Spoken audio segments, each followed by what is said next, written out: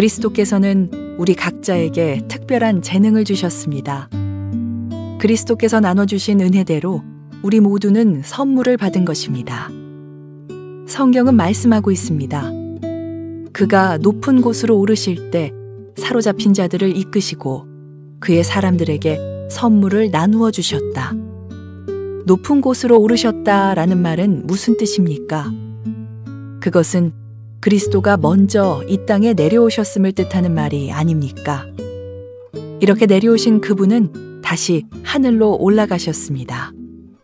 그리스도는 모든 것을 완성하시기 위해 다시 하늘 위로 올라가신 것입니다. 바로 그분 예수 그리스도께서 각 사람들에게 서로 다른 선물을 나눠주셨습니다. 어떤 사람은 사도로, 어떤 사람은 예언자로, 어떤 사람은 나가서 복음을 전하는 자로, 또 어떤 사람은 말씀을 가르치고 성도를 돌보는 자로 삼으셨습니다. 우리에게 이 모든 선물을 주신 것은 하나님의 백성들을 섬기도록 준비시키기 위한 것입니다. 서로 섬김으로 그리스도의 몸인 교회를 더욱 강하게 세우기 위한 것입니다.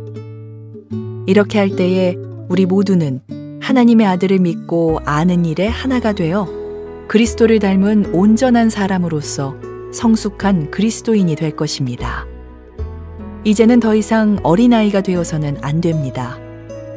파도에 밀려 떠다니는 배처럼 왔다 갔다 하거나 우리를 속이고 유혹하는 온갖 새로운 가르침에 넘어가서도 안 될 것입니다. 그들은 우리를 잘못된 길로 데려갈 뿐입니다. 사랑으로 진리만을 말하고 머리 되신 예수 그리스도를 본받아 모든 면에서 성장하도록 하십시오. 온몸이 그리스도께 붙어 있으니 각 지체가 서로 도와주어 각자 맡은 일을 잘 해내도록 하십시오. 그러면 온몸이 건강하게 성장하여 사랑 안에서 더욱 튼튼히 서게 될 것입니다. 자, 고백하겠습니다. 한번 따라해 주시겠어요? 하나님은 나를 사랑하십니다. 나는 그 사랑 안에 있습니다. 하나님은 오늘 나에게 말씀하실 것입니다. 그 말씀에 능력이 있습니다. 그 말씀에 생명이 있습니다. 나의 마음을 하나님께 열겠습니다. 나의 생각을 예수님께 집중하겠습니다. 들은 만큼 변합니다. 들은 만큼 행복해집니다. 지난주에 사귐과 나눔이 있는 공동체를 하나 만드시는 하나님의 특별한 선물에 대해서 좀 얘기를 나눴죠. 그리고 우리가 꼭 믿음으로 확신하고 받아야 된다라고 하는 말씀 가운데 하나님께서 나에게 그분의 은혜의 분량대로 특별한 은사를 주셨다라는 사실을 믿어야 한다라는 이야기를 나눴습니다. 우리의 믿음의 분량이나 우리의 노력의 분량이라면 믿음이 은사가 있고 없고 다를 수 있지만 하나님의 은혜의 분량이라면 하나님의 풍요로운 사랑의 분량대로 그 선물이 주어진다면 모든 거듭난 사람들에게 하나님께서 그분의 은사를 부어주신다라고 이야기를 나누었습니다.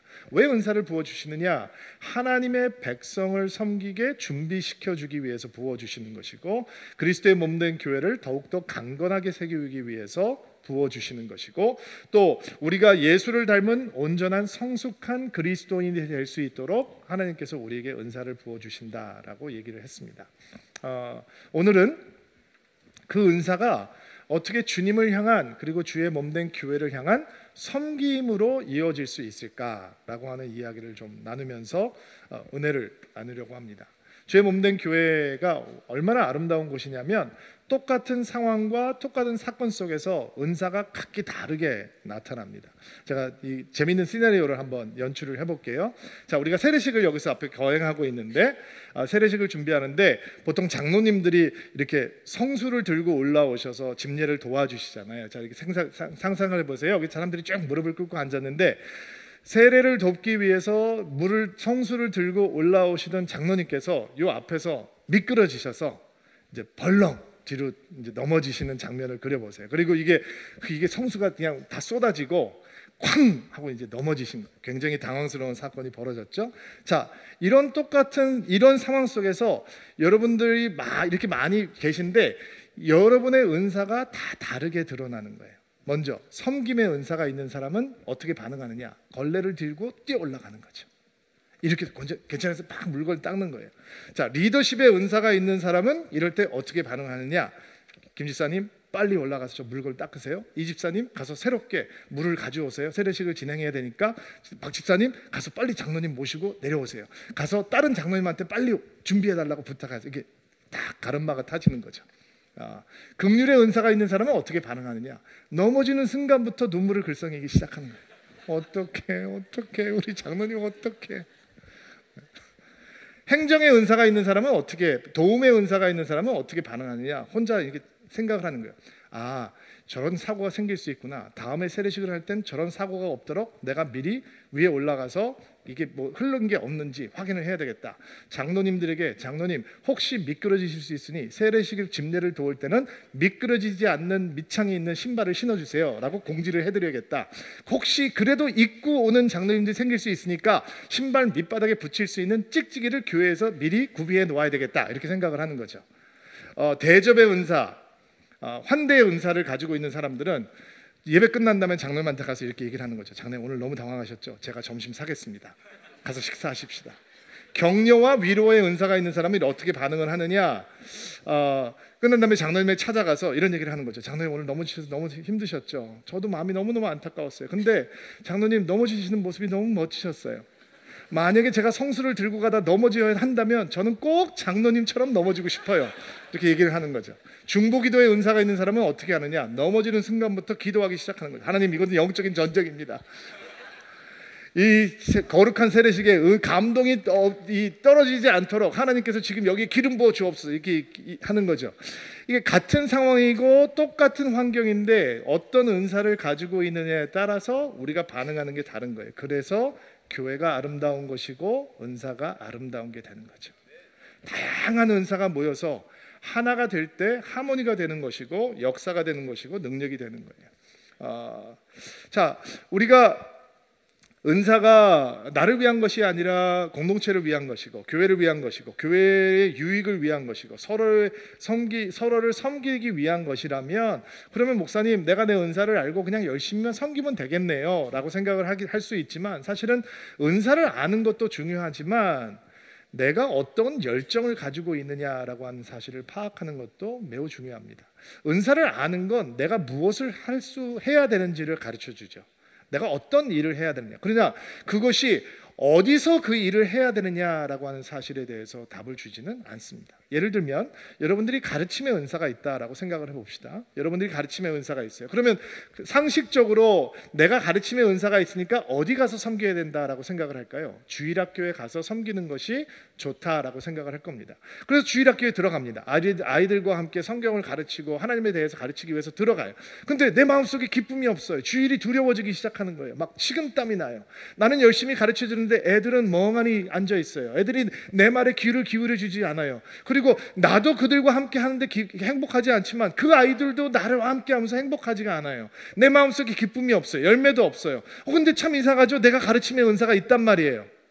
그런데 우연치 않게 부서 이동을 하게 됐어요. 내가 아이들하고 같이 말씀을 나누는 자리가 아니라 대학생 청년들하고 말씀을 나누는 자리에 들어갔다고 생각을 해보세요. 근데 마음이 설레는 거예요. 아이들이 눈이 반짝이기 시작해요. 내가 가르치니까 애들이 질문을 하고 심각한 고민들을 나누기 시작하고 아이들과 밤늦게까지 대화하고 토론하고 그리고 아이들이 내가 가르치는 클래스에서 막 회심하고 변화되고 성령 충만함을 받고 뜨거워지기 시작하는 거예요. 너무 이상하잖아요. 한쪽에서는 열매가 없고 한쪽에서는 열매가 있고 이 사람은 본인의 열정이 아이들이 아니었던 거예요. 본인의 열정은 청년이었던 거예요. 어떤 사람은 재소자들을 향해서 열정을 가지고 있는 사람들이, 어떤 사람들은 노인들을 향해서 열정을 가지고 있는 사람들이 있고 어떤 사람들은 미혼모를 향해서 열정을 가지고 있는, 다 열정이 다른 거죠. 그 열정이 무엇인지를 찾을 때 내가 가지고 있는 은사를 어디서 쓸 수 있는지를 확인할 수 있는 것이죠. 내가 내 은사를 알고 내 열정, 내 영적인 부담이 어디 있는 것인지를 알 때 우리가 온전히 하나님 앞에 내 은사를 드릴 수 있다는 거예요. 여러분, 월드비전을 만든 밥 피어스 목사나 그리고 컴패션을 만든 그 에버렛 스완슨 목사 같은 사람들은 열정이 뭐예요? 고아들, 한국 전쟁에서 터져나왔던 그 수많은 고아들, 그들이 열정이기 때문에 가만히 있을 수가 없었던 거예요.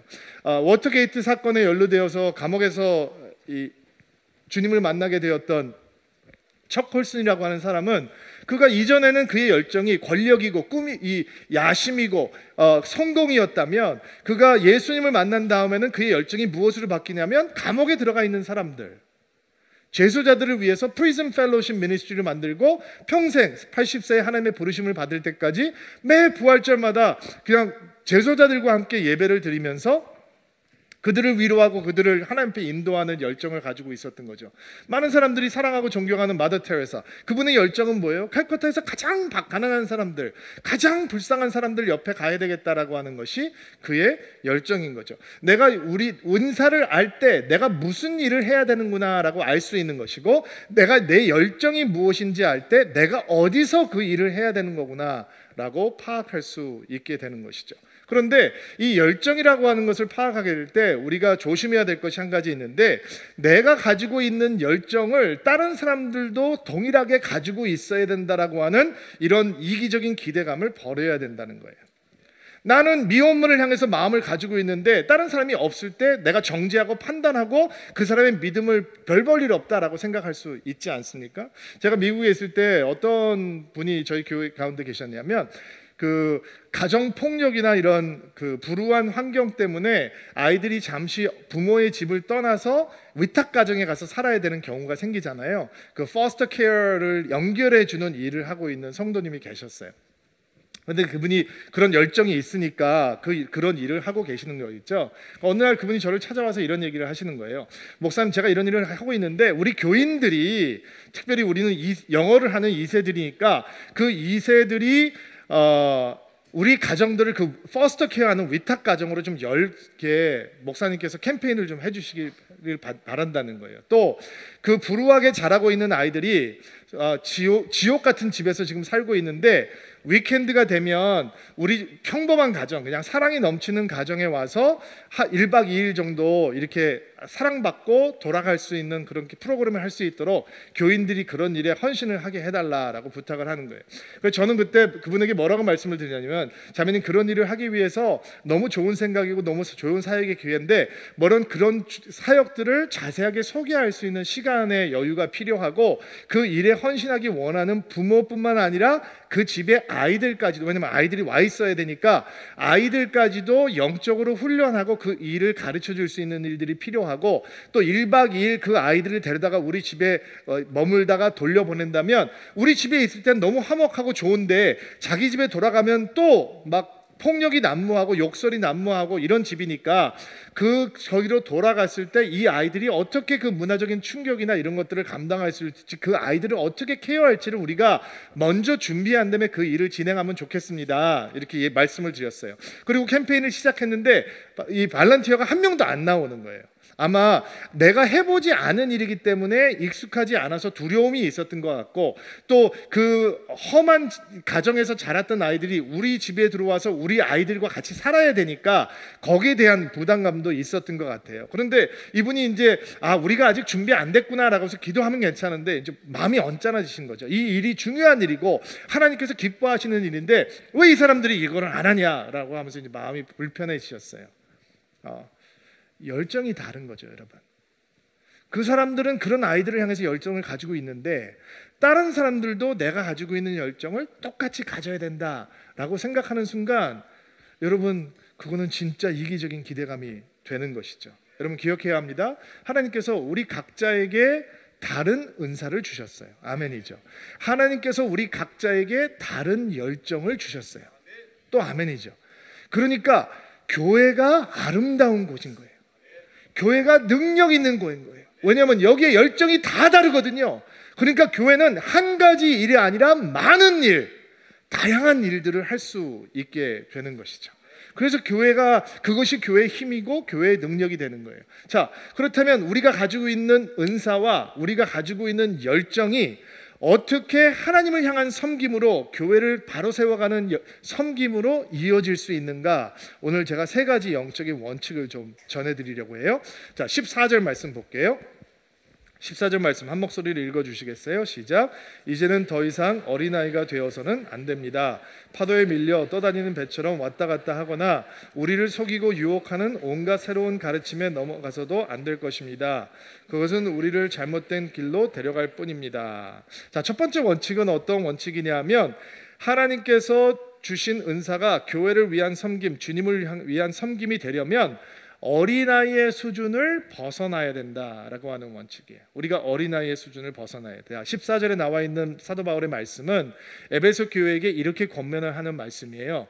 그들이 복음을 받고 예수의 사람이 되었는데 거짓 교사들이 있었거든요. 당시에 와서 교묘하게 거짓된 복음을 전하는 교사들이 있었는데 그 거짓된 새로운 가르침을 향해서 마음도 열지 말고 귀도 열지 말고 그들에게 이리 휘둘리고 저리 휘둘리지 말라라고 하는 권면의 말씀이에요. 그런데 그 권면의 말씀이 해석학적으로는 그런 권면의 말씀인데 지금 우리가 나누고 있는 이 주제, 우리가 가지고 있는 은사와 열정을 어떻게 하나님을 향한 섬김으로, 교회를 향한 섬김으로 만들 수 있을까라고 하는 주제 안에서 이 말씀을 묵상해 볼 때 우리는 이렇게 적용해 볼 수 있겠죠.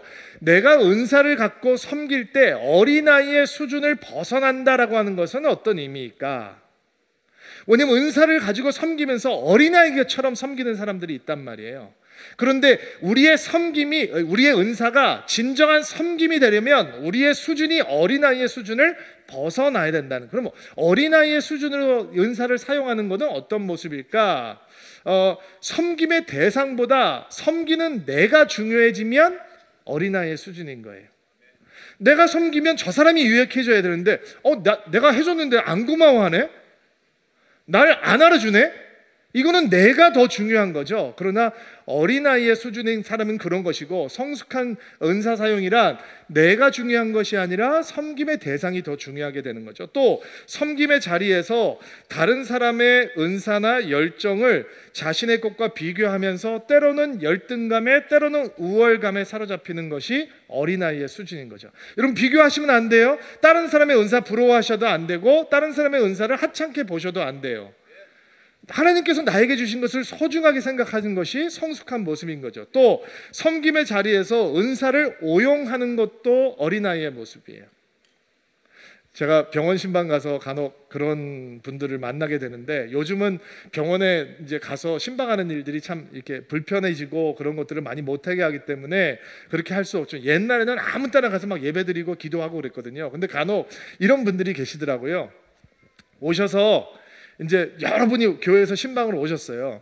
그리고 혼자 쓰는 병실도 아니고 여럿이 쓰는 병실에 들어오셔서 찬양도 우렁차게 하시고 크게 하시고 이제 치유를 위해서 기도하는데 조용히 기도하고 가는 게 아니라 막 통성으로 기도하고 거기서 또 방언으로 막 기도하고 다른 사람 딱 있는데 그런 자기 사람만 신방하고 가는 게 아니라 이제 왔으니까 다른 사람들에게 저희 어느 교회에서 왔는데 기도해 드릴까요?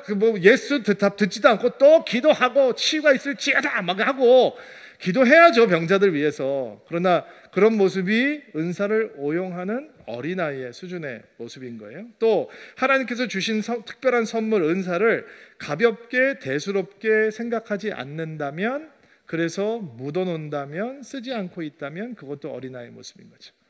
여러분 어린아이들은 진짜 보석과 플라스틱 유리 구슬 구분을 못하잖아요. 하나님께서 우리에게 은사를 어떻게 주셨다고 얘기했죠? 지난주에 설명을 해드렸죠.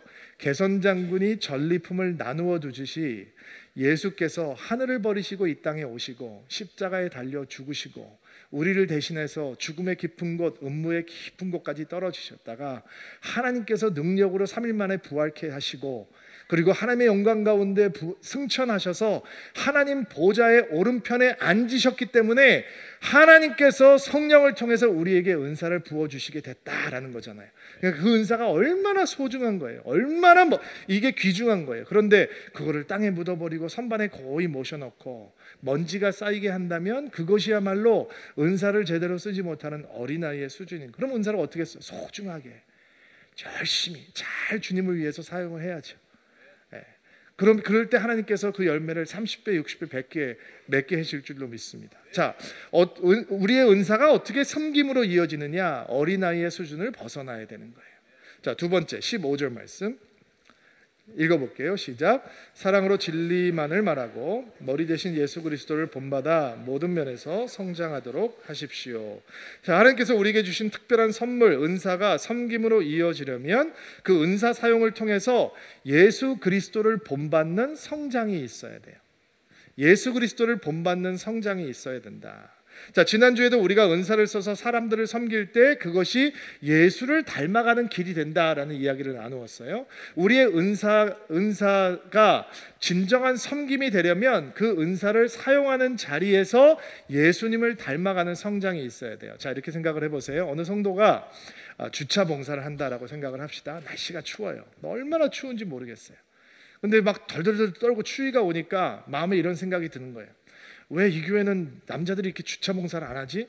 저 사람은 왜 집사인데 셀장인데도 나는 평신도인데도 이렇게 바깥에서 수고하고 있는데 왜 저 사람들은 와서 도와주지 않지? 왜 맨날 나만 이렇게 고생하지? 나도 똑같은 성도인데 나 바보 아니야? 내가 왜 이런 짓을 하고 있지? 나 이제 그만해야 되겠다 이렇게 생각을 하는 거죠. 그러면 그 섬김을 통해서 예수 그리스도까지 자라고 있을까요? 개역 성경에 보면 그분까지 자라라라는 표현으로 등장하거든요. 그럼 그런 섬김이 우리를 예수의 마음까지, 예수의 태도까지, 예수의 삶까지 자라게 도와주나요? 자, 어떤 분이 여름에 어린아이 캠프에 가서 섬기시는 거예요. 날씨가 너무 더우니까 힘이 들어요. 지쳐요. 그리고 보면서 또 길고 막 너무 힘이 드니까 혼자 이렇게 스스로 생각을 하는 거죠. 내가 휴가까지 이렇게 내면서 아이들 와서 섬기고 있는데 이게 너무 힘들다, 지친다. 우리 셀에 있는 그 자매는 주일학교 교사인데 캠프도 오지도 않고 자기 여름 휴가 때 잘 놀러 다니더만 나는 왜 맨날 이렇게 내 휴가 쓰면서 이렇게 고생을 내가 사서 하지? 정말 힘들다. 나도 이제 그만해야 되겠다. 이런 생각을 갖게 되는 거예요. 자, 그러면 이 섬김이 그 자매를 그리스도의 분량까지 성장하게 도와주나요? 섬기고 있잖아요. 예수 그리스도까지 자라게 해주고 있나요? 근데 똑같은 시나리오인데 한번 다르게 생각을 해보자고요. 어느 남자 성도님이 주차 봉사를 하세요. 너무 추워요. 발끝도 얼고 손끝도 얼고. 그리고 주차 봉사를 하면서 이런 생각을 하시는 거예요. 오늘 날씨가 너무 추워서 성도들이 예배하러 오기가 너무너무 힘들겠다. 내가 조금 더 주차 봉사를 더 원활하게 잘해서 사람들이 빨리빨리 들어가고 예배 드릴 수 있도록 해야 되겠구나. 그래도 내가 추위를 덜 타니까 이렇게 하지, 추위를 덜 타면 이것도 못할 텐데 하나님, 내가 건강한 몸이 있어서 너무 이렇게 봉사할 수 있어서 감사하네요. 자, 그 섬김이 예수의 분량까지 자라가고 있나요? 다르잖아요. 어느 자매님이 여름 캠프에 가서 아이들을 돌봅니다. 더워요. 힘들어요. 너무 지칩니다. 금쪽 같은 휴가를 거기서 썼는데 너무 지쳐요. 그런데 아이들이 손을 모으고 기도하는 모습을 보는 거예요. 아이들이 우렁차게 찬양하는 모습을 보는 거예요. 여러분, 제가 이번 주에 회의를 하다가 우리 올스타를 맡고 있는 문현철 전사님이 지난주에 학부모 초청 예배 어떻게 잘 됐냐 그러니까 우리 문현철 전사님이 저한테 이런 얘기를 하더라고요. 목사님, 부모님들이 우리 애들이 예배하는 모습을 보고 감동받았습니다. 그래서 우리 애들이 예배합니까? 물어봤거든요. 그러니까 눈을 똑바로 뜨고 저한테 목사님, 우리 애들 예배합니다. 저 너무 깜짝 놀랐어요. 애들이 우렁차게 예배한다는 거예요. 근데 예배 시작할 때 목사님 근데 20명밖에 없습니다. 그래서 제가 부모님한테 제발 15분만 먼저 와달라고 부탁을 했습니다. 부모님들 잘 들으세요.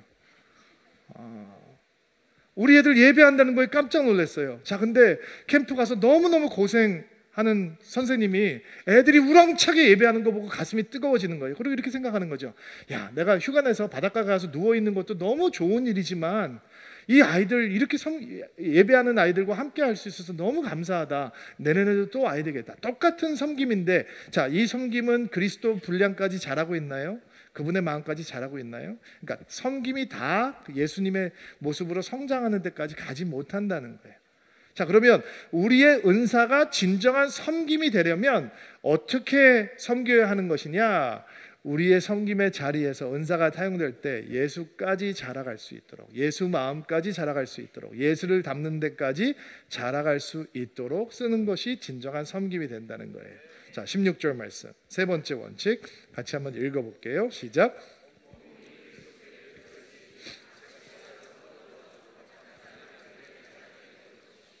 그러면 온몸이 건강하게 성장하여 사랑 안에서 더욱 튼튼히 서게 될 것입니다. 자, 하나님의 특별한 선물, 은사가 교회를 위한 섬김, 주님을 위한 섬김이 되는 것은 온전한 협력을 통해서만 가능하다라는 것이 또 다른 원칙입니다.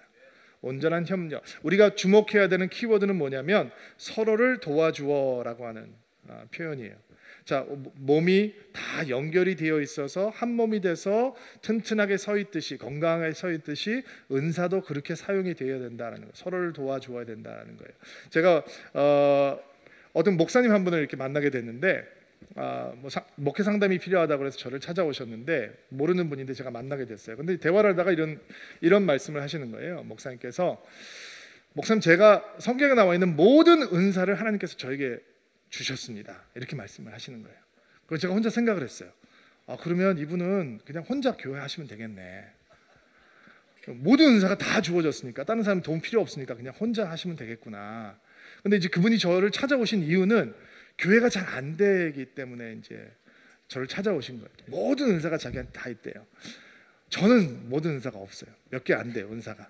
그러니까 저는 여러분의 도움이 필요해요. 여러분도 여러분에게 주어진 은사가 다가 아니고 모든 은사가 다 주어지지 않아요. 그럼 여러분도 저의 도움이, 서로의 도움이 필요해요. 아멘으로 받으세요. 우리는 예수 그리스도의 오케스트라예요. 아무리 탁월한 연주 실력이 있는 사람도 혼자는 오케스트라가 될 수 없어요. 오케스트라에는 first violin도 필요하지만 드러나지 않는 second violin도 필요해요. 어느 지휘자의 얘기를 들어보니까 목사님, 사실은 first violin을 찾는 건 쉽습니다. 그러나 second violin을 탁월하게 하는 사람들을 찾는 건 참 어렵습니다. 저는 목회를 하는 사람이니까 들어오더라고요, 그 말이. 우리는 예수 그리스도의 오케스트라예요.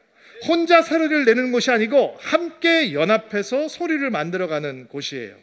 그래서 우리는 서로가 필요해요. 하나님께서 주신 은사를, 하나님께서 주신 열정을, 하나님께서 주신 그 아름다운 선물을 서로로 돕는 선물로 삼을 때 교회는 가장 파워풀한 것이 되고 가장 은혜로운 것이 되고 가장 아름다운 것이 될 수 있는 것입니다. 여러분이 이렇게 많이 앉아 계시는데 여러분 안에 있는 다양한 은사들, 다양한 열정들을 봅니다. 그것이 교회 안으로 들어오고 녹아날 때 서울 드림교회는 가장 파워풀한 교회로, 가장 능력 있는 교회로, 세상이 대안이 되는 교회로, 세상이 소망이 되는 교회로, 다음 세대를 책임질 수 있는 교회로, 여러분들이 은혜 받을 수 있는 교회로, 여러분들이 도약할 수 있는 교회가 되는 것입니다. 저는 우리 교회가 평신도들이 살아서 움직이는 교회가 되기를 바랍니다.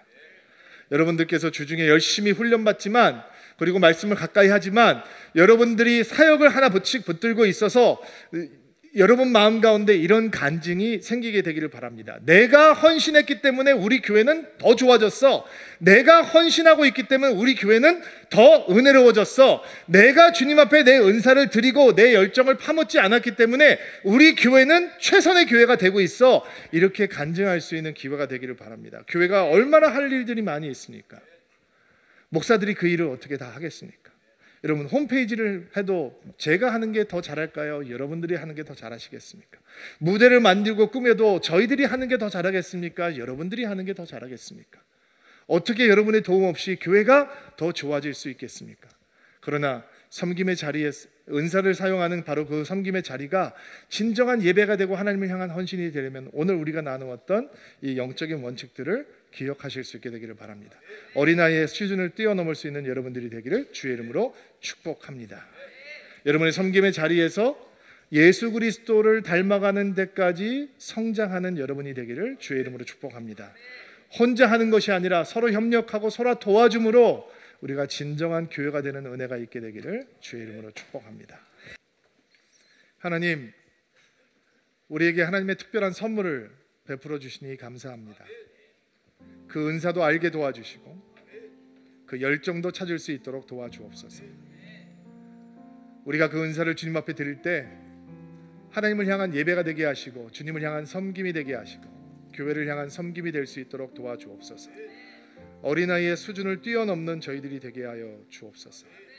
섬김의 자리에서 그리스도의 장성한 분량까지 성장해 갈 수 있도록 도와주옵소서. 하나님의 특별한 선물이 서로를 향한 아름다운 선물이 될 수 있도록 협력하는 하모니를 배우게 하옵소서. 이번 한 주간 주님과 함께 동행하는 한 주가 되기를 소망합니다. 예수의 이름을 부르게 하시고 예수의 손을 붙들게 하시고 주를 사랑하며 한 주간 살아갈 수 있도록 은총을 베풀어 주옵소서. 예수님의 이름으로 기도하옵나이다.